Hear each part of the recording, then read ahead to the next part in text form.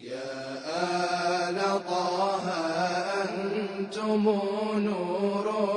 لنا والشمس منكم تستمد سناها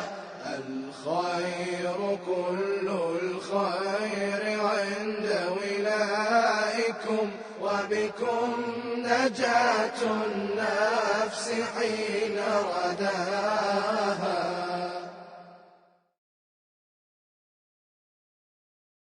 اعوذ باللہ من الشیطان الرجیم بسم اللہ الرحمن الرحیم الحمد للہ رب العالمین اللہم صل علی محمد وآل محمد وعجل فرجہم ولعن واہلک اعداءہم.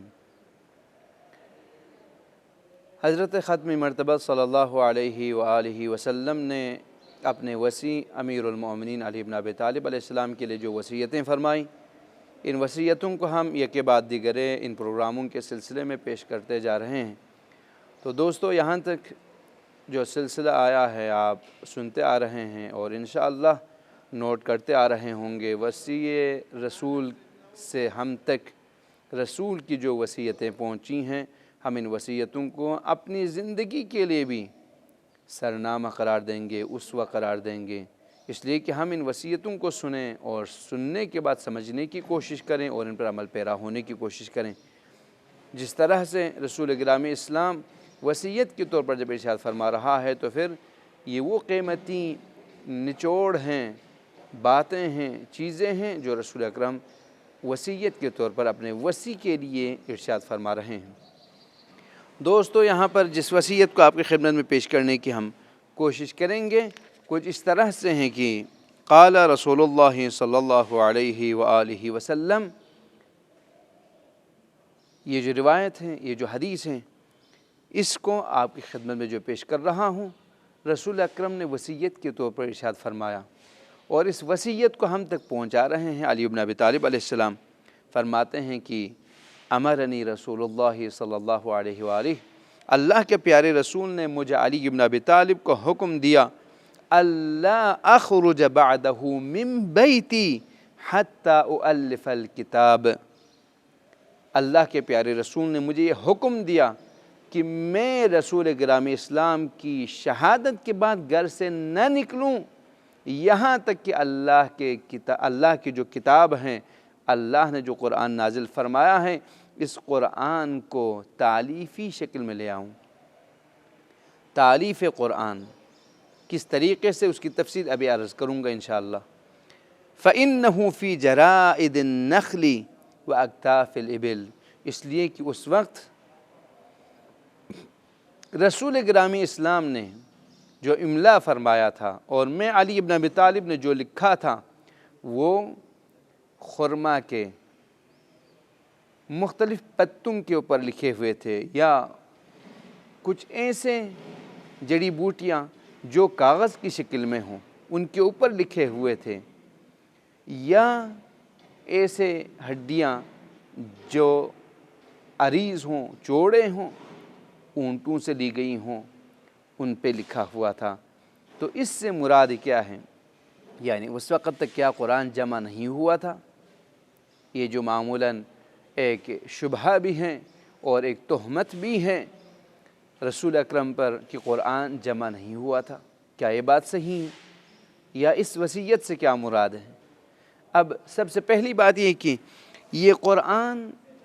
وہ قرآن ہے جو اللہ کے پیارے رسول پر جب نازل ہوا، نازل ہونے کے بعد ساتھ ساتھ جمع بھی کیا گیا.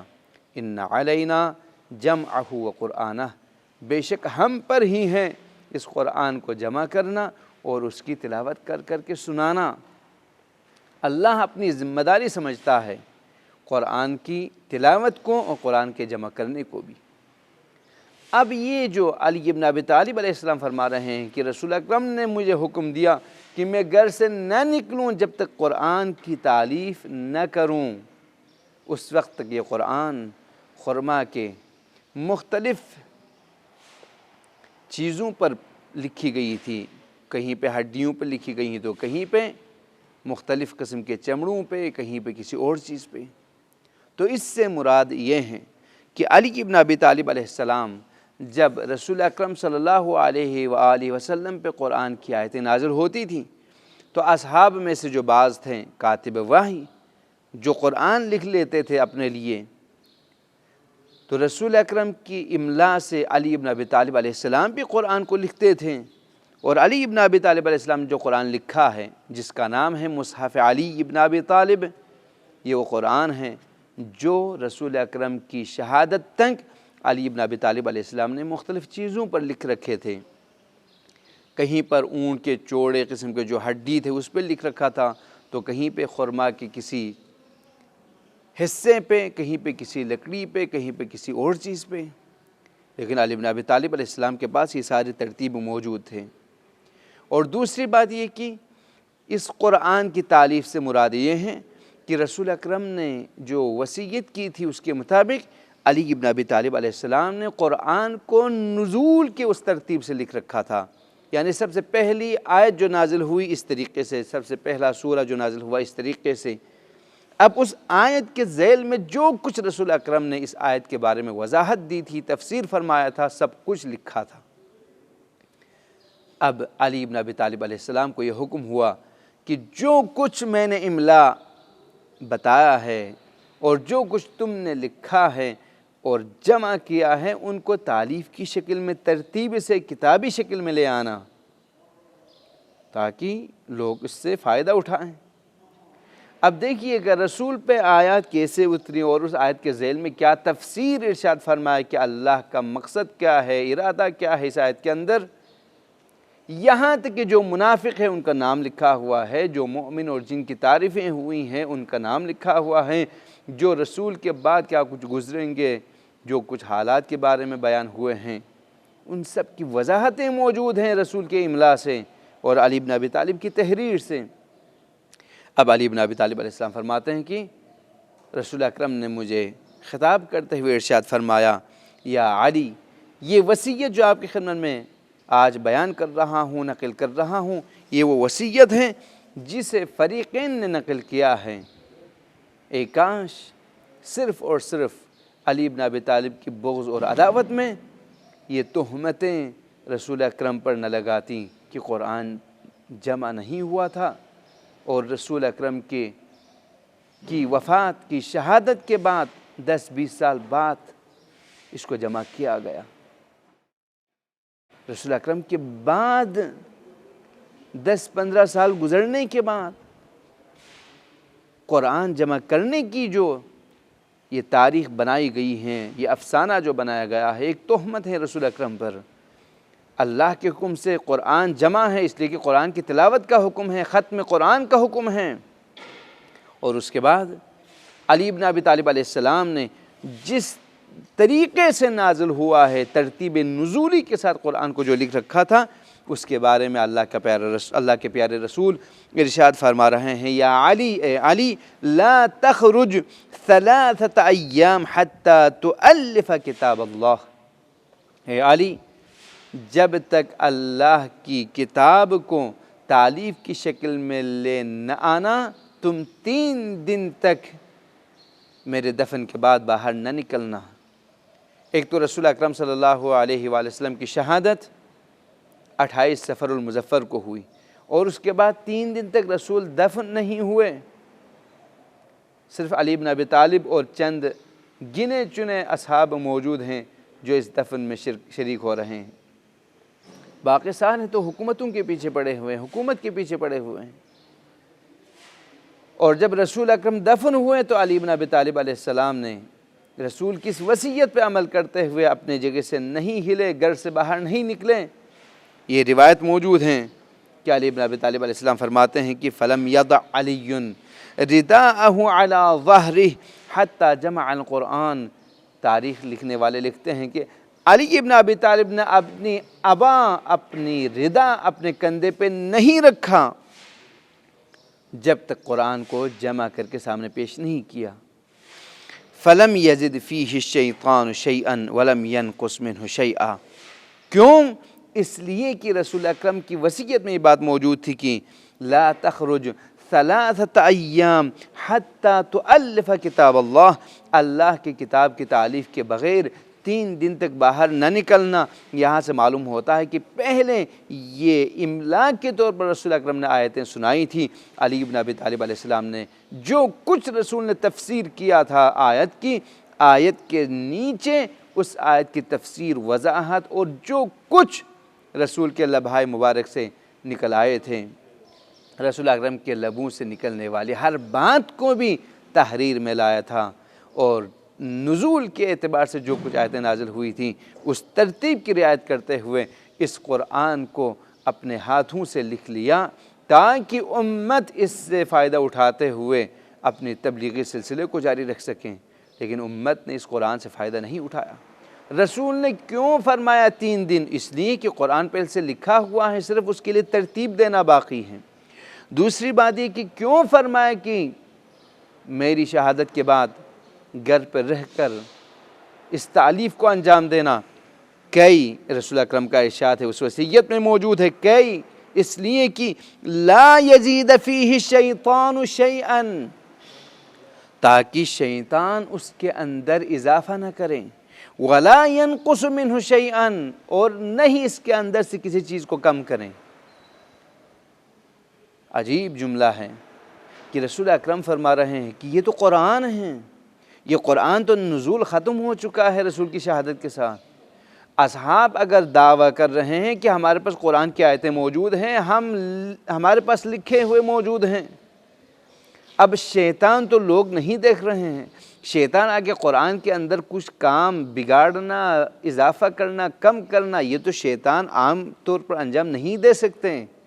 یہ کون سے شیاطین ہیں جن کے بارے میں رسول اکرم وصیت فرما رہے ہیں کہ کہیں شیطان قرآن کے اندر اضافہ نہ کریں، کہیں قرآن کے اندر شیطان آ کے کمی نہ کریں۔ بس علی بن ابی طالب کا مصحف اگر لے لیتے ہیں تو اس کے اندر یہ ساری خصوصیتیں موجود تھیں جن کے خوف کا اظہار رسول اکرم فرما رہے ہیں۔ ان مصیبتوں سے چھٹکارا، ان مصیبتوں سے بچنے کے لیے، ان مصیبتوں سے دور رہنے کے لیے امت مسلمہ کے لیے واحد حل علی بن ابی طالب کے مصحف کو قبول کرنا تھا، لیکن قبول نہیں کیا حکومت والوں نے، حکمرانوں نے، اس لیے کہ بہت سارے آیتوں کی تعویل اور تفسیر اپنی طرف سے کرنے لگے، آیات کو تو نہیں ہٹا سکیں، آیات کی تفسیر اور آیات کی وضاحتیں جو رسول اکرم نے فرمائی تھی ان کو وہ ہٹا چکے ہیں، وہ نکال چکے ہیں۔ اس لیے کہ بہت سارے یہی صحابہ ہیں جو کہہ رہے ہیں کہ ہم نے رسول اکرم کے بعد حکومت پر پہنچنے کے بعد بہت سارے آیتیں جن کے ساتھ رسول اکرم کے فرامین اور تفسیر موجود تھے ہم نے جلا دیا۔ رسول اکرم کی باتوں کو جلانا، احادیث کو جلانا، قرآن کی آیتوں کو جلانا ان حکمرانوں کا کام ہی تھا جو دعویٰ کر رہے ہیں کہ ہم قرآن کو جمع کرنے والے ہیں۔ اور اس کے بعد فرما رہے ہیں فَإِنَّكَ فِي ضِدِّ السُّنَّةِ وَصِيِّ سُلَيْمَانَ علیہ الصلاۃ والسلام، اس لیے کہ علی بن ابی طالب تم سلیمان کے وصی کے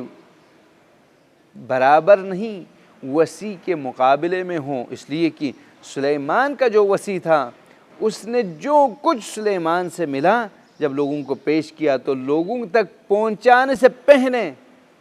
جنات میں سے جو شیاطین تھے، انسانوں میں سے جو شیاطین تھے، جو سحر کرنے والے تھے، جادو کرنے والے تھے، شیاطین جمع ہو کر جناب سلیمان کی وصیت کو خراب کیا، وصیت کو مٹانے کی کوشش کی۔ کس طریقے سے؟ تو تاریخ میں یہ لکھتے ہیں اس طریقے سے کہ جناب آصف بن برخیا جو جناب سلیمان کے وصی تھے، جانشین تھے، جب دین کے بارے میں ارشاد فرمانا شروع کیا تو شیاطین نے جناب سلیمان کے تخت کے نیچے جا کر وہاں پر ایک ایسا نسخہ رکھا اور اس نسخے کے ذریعے سے لوگوں تک یہ بات پہنچائی کہ نعوذ باللہ جو کچھ سلیمان انجام دے رہے تھے جادوگری کے ذریعے سے تھے،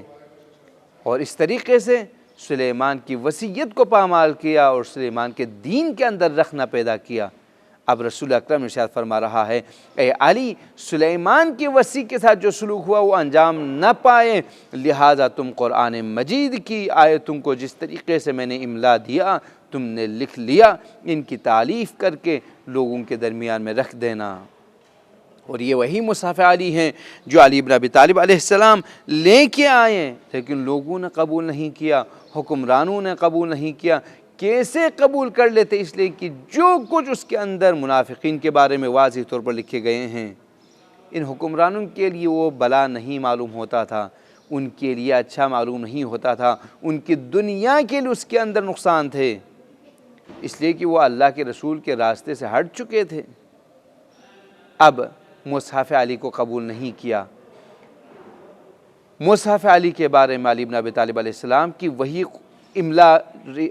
اللہ کے پیارے رسول کا وہ املا ہے جو رسول اکرم کے وصی نے لکھا ہے۔ اب یہ مصحف نسل بعد نسل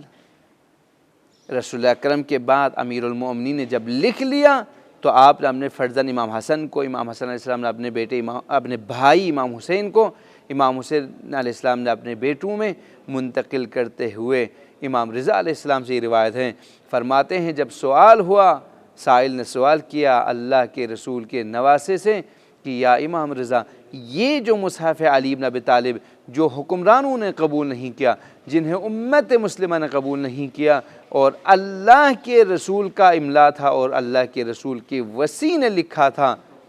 اب کہاں ہے؟ تو فرمایا یہ میرے پاس ہیں، میرے پاس میرے بیٹے کے پاس ہوں گے۔ اس طریقے سے آج ہمارے زمانے کے حجت امام زمانے کے پاس وہ مصحف علی بن ابی طالب ہیں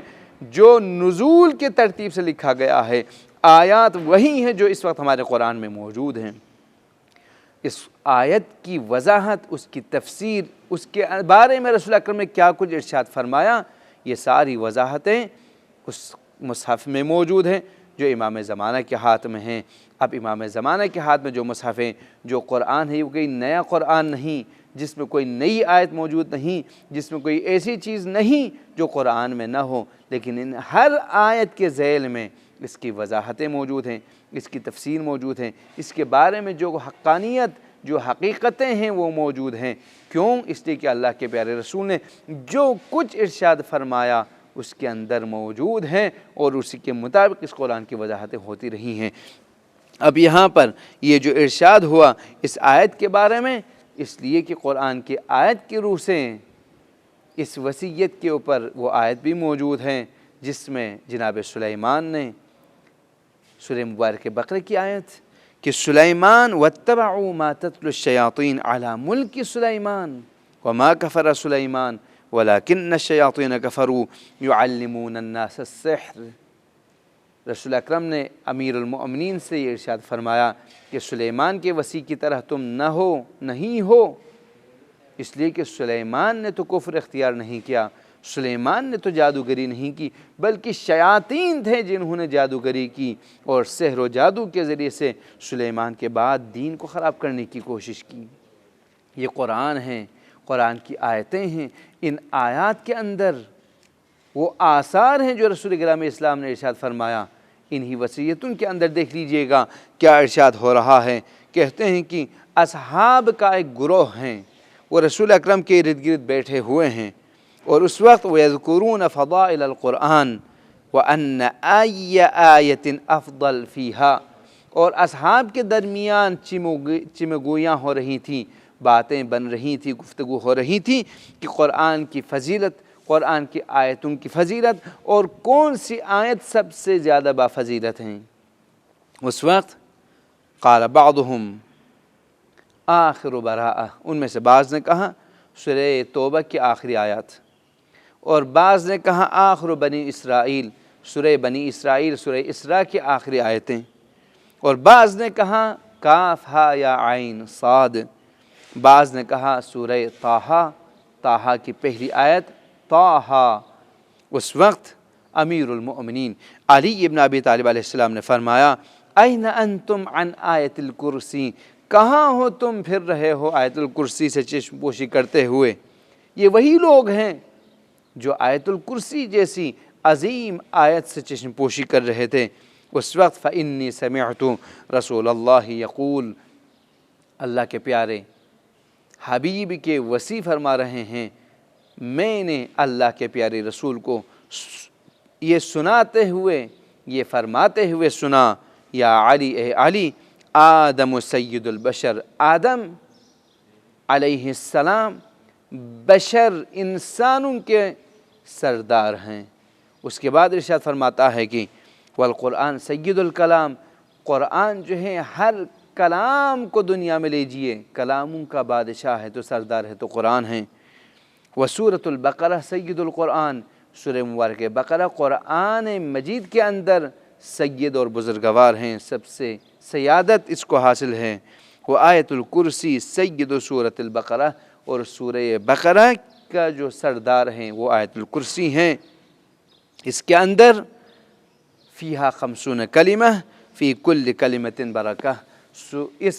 آیت الکرسی کے اندر 50 کلمے ہیں، ہر کلمے کے اندر